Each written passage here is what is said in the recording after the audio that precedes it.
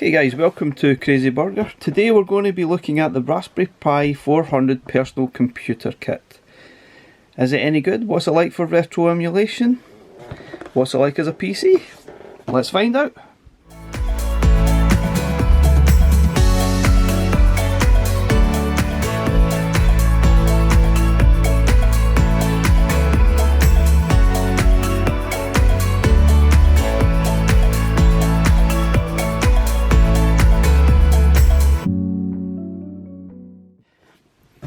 Okay, so let's get the unboxing. So it really just comes as a sleeve, but we'll have a quick look at what's on the box to start with. So you see here you've got your features, all your specs here, which is quite cool. It's a 1.8 gigahertz quad core 64-bit, and you can actually overclock it to 2.1, so it is pretty fast. It's got wireless Wi-Fi on it, Bluetooth connections, 2 USB 3.0, 1 2.0, 2 micro HDMI ports where you can probably connect to two sort of monitors if you so wish. You've got your keyboard, SD card support, and a power adapter. And sort of over here you can see slightly more bit detailed quad core 64-bit processor, capable of 4K video playback. Now, I'm not really sure if I'm going to be using this as a PC so much. I think you can probably do some basic stuff on it, like on the internet kind of thing, but what I'm planning on doing this is using it for retro emulation, and it's supposed to be exceptionally good for this. So this is all the details of what's on the back of it here. Again, it's got even a Ethernet connection, which is quite cool. But without further ado, let's get the box open and have a look at the actual kit. So it comes in a sort of basic package. So when you open up, you can see this is what you're met with. You've got the actual keyboard, which the computer processor is held within this unit itself, which is exceptionally cool, and it's quite light. Even though the box itself was quite heavy, this is actually quite light. Anyway, let's have a look at the rest of the things in the box first. So when you open up the box, this is pretty much what you're sort of met with. So this is what you see when you open up the box. You've got your mouse and your power supply, and it looks really nifty. I love the sort of design of it, and the colour scheme is really cool. So this is your power supply. So have a look at it. Sort of plug for the UK. Obviously wherever you buy this you'll get the relevant plug for your country. You've got your mouse, which is pretty cool. Let's have a quick look at it. That's sort of the mouse you get. It looks quite nice. Sort of basic, quite plastic, basic, cheap mouse really. And the only other thing in the box, excuse that for the noisy thing, is this. You get this absolutely brilliant Raspberry Pi Beginner's Guide booklet, and look how thick it is. This will be quite an interesting read. You sort of have a look through. Gives you lots of tidbits and things you want to sort of maybe add some more devices to it. Some programming help. Wow. So I definitely recommend having a look through that, and I certainly will be, which is really interesting. So yeah, I'll put these to the side at the moment. So this is obviously the main part of what we're talking about here. It's a fully functional keyboard. It's quite a nice feel to it. It's not too heavy. So what's inside here is a Raspberry Pi 4, which is built into the actual keyboard. And this is all. You've got your actual memory card included. Your Ethernet, you've got USB 2.0 to USB 3.0. You've got your power adapter there. And you've got some mini HDMI connections, and you've got your memory card here, which is included, and the operating system is already on here, so it's just a matter of putting it on. You probably need to sort it out and put your own ROMs and software and other things that you want to do. Anyway, without further ado, why don't we boot this up and see it working. So almost forgot one more thing in the box. There is the obvious HDMI, mini HDMI to HDMI connection cable, which is obviously quite important to connect to your monitor or TV, whichever you desire. Quite important, can't believe I missed that. So fairly straightforward to set up. Sort of your mouse, your charging cable, and your obviously HDMI connection to your actual monitor. And this is the sort of first screen you actually come onto. Raspberry Pi desktop. See, this is just a sort of a basic monitor, nothing special about it. It's got a little bit of glare on it right enough, so I'm trying to get that right. So boot up time is not too bad. It's probably just about the same time as a general PC booting up, and that's me connected and good to go. I need to sort of do some exploration and see what's what. So guys, this is probably the main boot screen that you'll see when you sort of log on your Raspberry Pi, and there's some programs and education things that are here, and I guess a lot of people that are buying a Raspberry Pi are interested in the coding side, the programming side. There are actually pre-installed programs that are here for that benefit. You've got Scratch, which is a coding platform that is actually used in schools at the moment. If you click on it, it's sort of quite a basic and simple thing, but it helps you learn how to code and sort of do graphics and sort of thing, and it's actually really good. So I definitely recommend getting your teeth stuck into that if you're interested in the coding side. Kids could probably teach me a few things about that. There's also some programming about Python coding, which is particularly cool. It's quite in-depth, I guess, but if you're interested in that side, and there's lots of other things you can do there. But your usual thing, you can add any programs. You could probably go on the internet and sort of download your own programs, I guess. But without further ado, what we're going to do is have a look at how sort of game emulation is, retro game emulation, starting with Redream for Dreamcast emulation. So Redream is a Dreamcast emulator which is really good for PC, but I've not actually used it for the Raspberry Pi. I'm hoping that the performance is pretty good. I've only got one game installed at the moment, but you can change all the settings. And you can update the sort of graphics to full HD if you want. But the games actually look and play really well in this setting, 800x600. So let's have a look at Soul Calibur. So Soul Calibur can be a tricky game to run in some emulators, but it seems to be running particularly well on here. I'm going to download some more games and sort of test them, especially some of the trickier stuff, and see what the results are. So far it's been pretty positive, and I haven't even overclocked the Raspberry Pi yet. It's still running just natively, and it seems absolutely fine. I guess there's certainly room to remote to sort of up the resolution and the graphics and overclock the Raspberry Pi, which is quite cool. You can see there's no issues here, it plays absolutely fine, it looks lovely, it's colourful, no glitch in the graphics or sound, it's perfect. So far so good. I'm not sure that all Dreamcast games will play perfectly, but I'll definitely spend some more time in looking at this in more depth. But what we're going to do now is maybe sort of log off this and sort of jump into the Raspberry Pi section and try a few games that way. And then perhaps look at Batocera.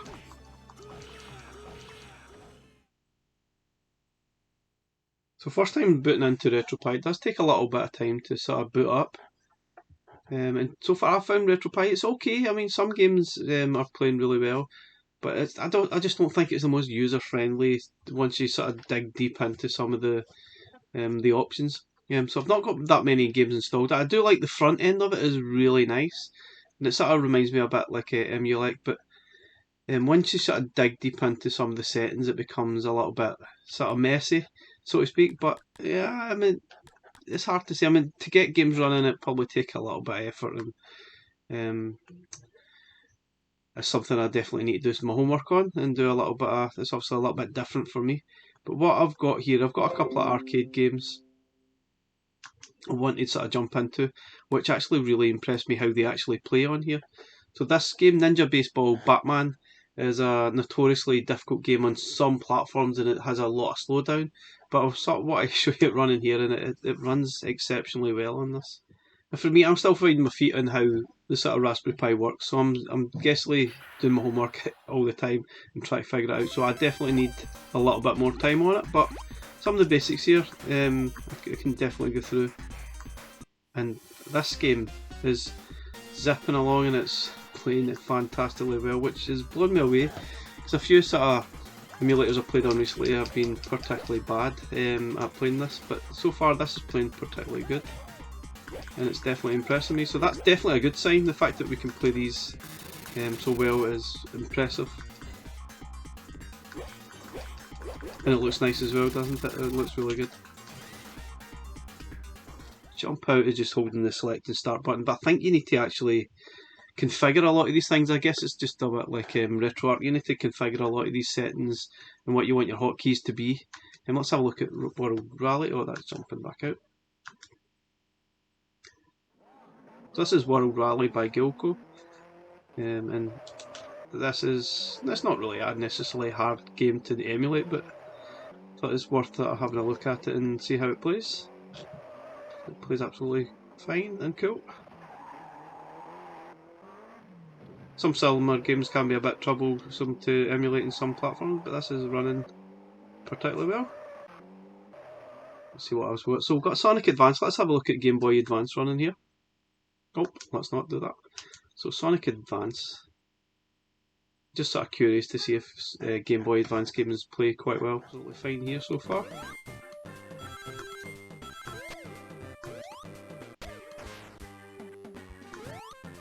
There's so many options to play your retro games these days that it's difficult to know what one to go for. But there are a lot of expensive options. Some options are sort of like this, you really need to put the effort in yourself. But if you look at the Console X Pro, the games come pre-installed and generally you don't need to make a lot of effort. But the performance can be a little bit sort of problematic in some areas. So far I think this is pretty cool. So don't have too many games installed here. I think I've just got some basic ones to sort of get an idea how some of these games actually work. See, it looks really nice.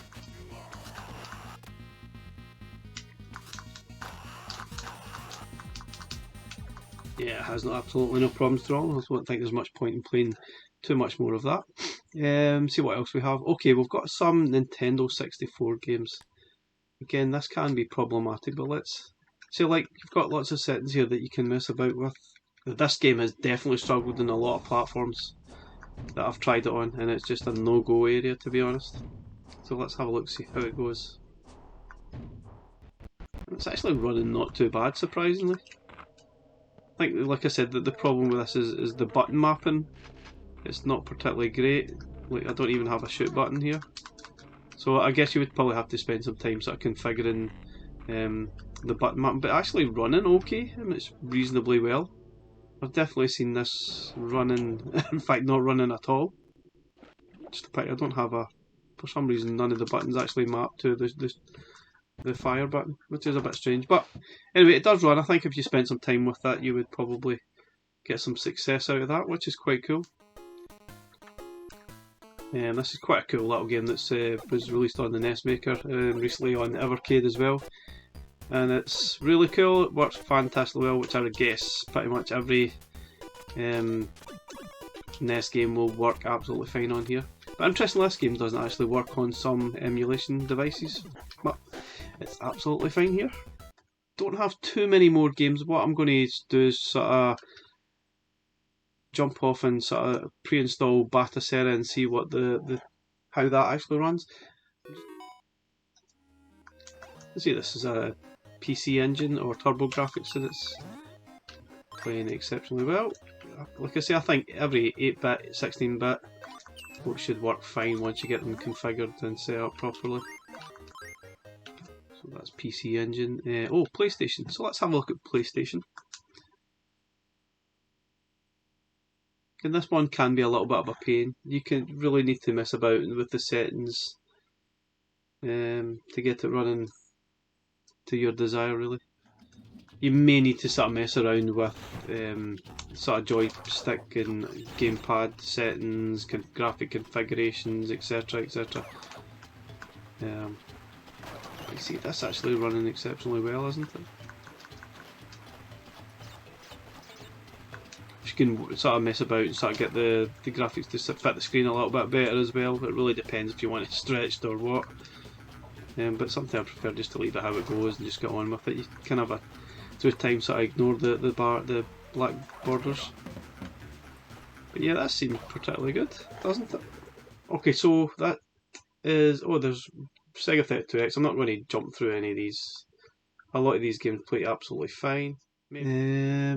So there's lots of, so this is the Retropie options and sort of other sort of configurations that you can do. And this is where you sort of make some changes to some configurations to help the games run, etc. And it's not the nicest to use, to be honest. And I found it a little bit of a pain. So this was working, but now it's sort of going a bit funny. So what I'm going to do is I'm going to sort of ditch this for a little bit and try Batocera and see how we go on with that. So we'll be right back.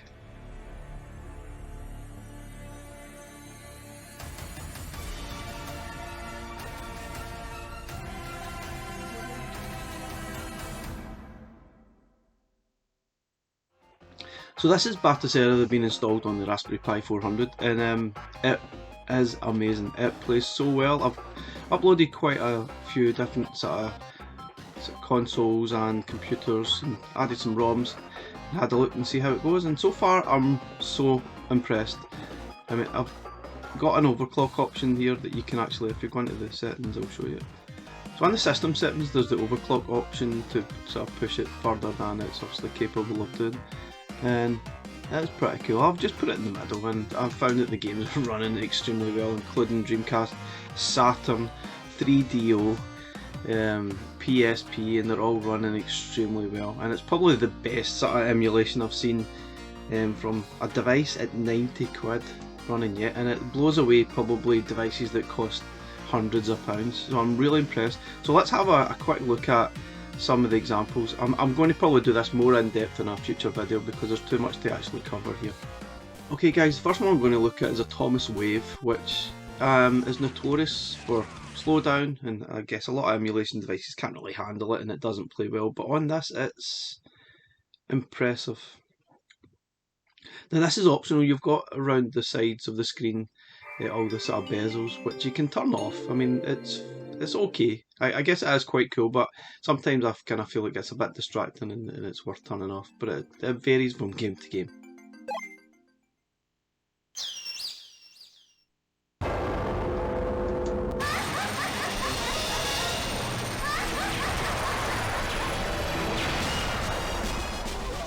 I'm actually blown away at how well the games are emulated on this device, considering how cheap it actually is.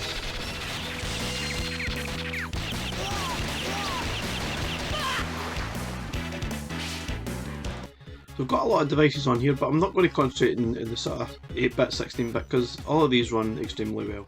Let's have a look at Sega Saturn, for example, and how well this actually runs. Again, this is one of the toughest ones to emulate from the 32-bit gen, and a lot of devices definitely struggle, and some of them just don't even play this at all.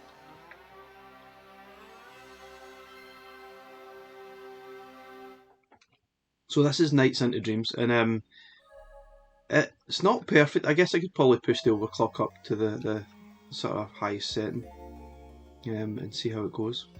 But interestingly, the device doesn't heat up. It's absolutely fine. It's just coping perfectly fine with it. But again, this game, it runs exceptionally well. Probably could be better, but I think it's definitely one of the better ones I've seen it run. Certainly seems to be playing quite well. There's very sort of little slowdown. So it's definitely playable. I mean, it's a lot better than a lot of devices I've seen them, which is just no chance, you just can't play it. But this is amazingly impressive, I think. Considering I've not even pushed the overclock up to the max, which is, wow, amazing. So I think what I prefer over Batocera to Retropie is that the back end and the options are so much more user friendly. Retropie, you go into sort of do some setting changes stuff, and it's just not nice looking at all. But this is what you get, and it's pretty easy. You can go in and change, do updates, scrape some box art, and it's a lot. It's definitely a lot more user friendly. You can change some of the game ratios, shader sets, all that kind of thing that you usually see, and RetroArch is running in the background that you can access in the end game as well. And for me, this is definitely a better option than Retropie. I think there's nothing wrong with Retropie, the fact that the emulation is particularly good in it as well, but Batocera is definitely more user friendly for me. And let's have a look at Dreamcast running. So I've already seen Dreamcast running very well on Retropie, and it runs really well on here too. Let's have a quick bash at SoulCalibur again. Just a very little slowdown. It runs smooth. It looks fantastic. What's not to like here?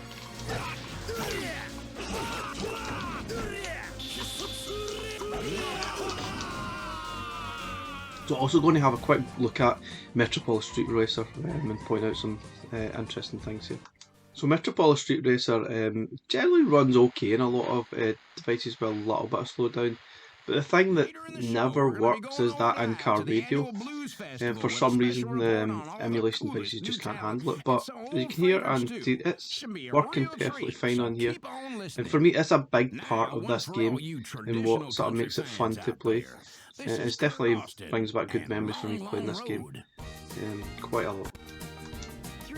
And it handles really well. So I'm using the 8-bit Blue controller to use this, and it's just like mapped to the trigger buttons, which is quite important for games like this. So this is probably one of Dreamcast's best racing games by a long way, which became the Project Gotham Racing series on the Xbox.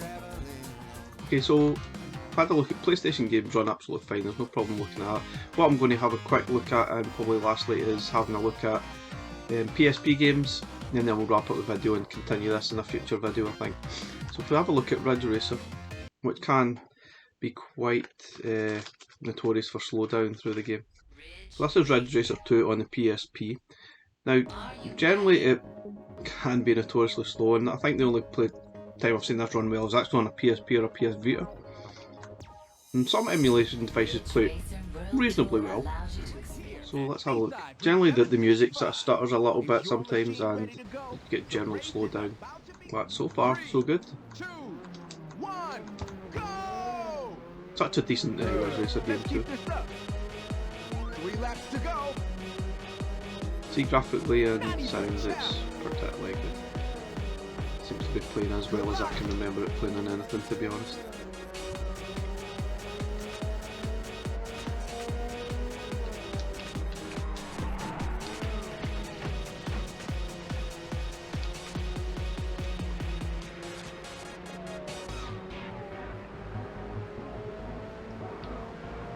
I think there's sometimes slow down when the sort of aeroplane goes overhead. There's too much going on, but it seems absolutely fine, to be honest here.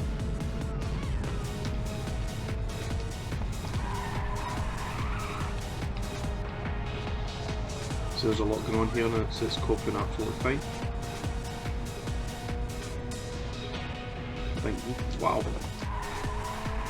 think I'm definitely going to have a look at this in a future video, especially see if this could run God of War, because obviously that's probably the game that most devices just cannot do, apart from an actual PSP or PS Vita. But emulation devices just can't play. But I'm pretty sure you could probably play it no problem on here. But I'm going to have a look at that on a future video, just looking at all the different options that you can play on Batocera. So guys, that's our first look at the Raspberry Pi 400, especially using Batocera, which is amazing. If you haven't downloaded this, I would highly recommend it. And we're going to have a look at this more in depth in a future video. But for now, thanks for watching. Please like, subscribe, and we'll catch you again next time. Thanks for watching. Bye for now.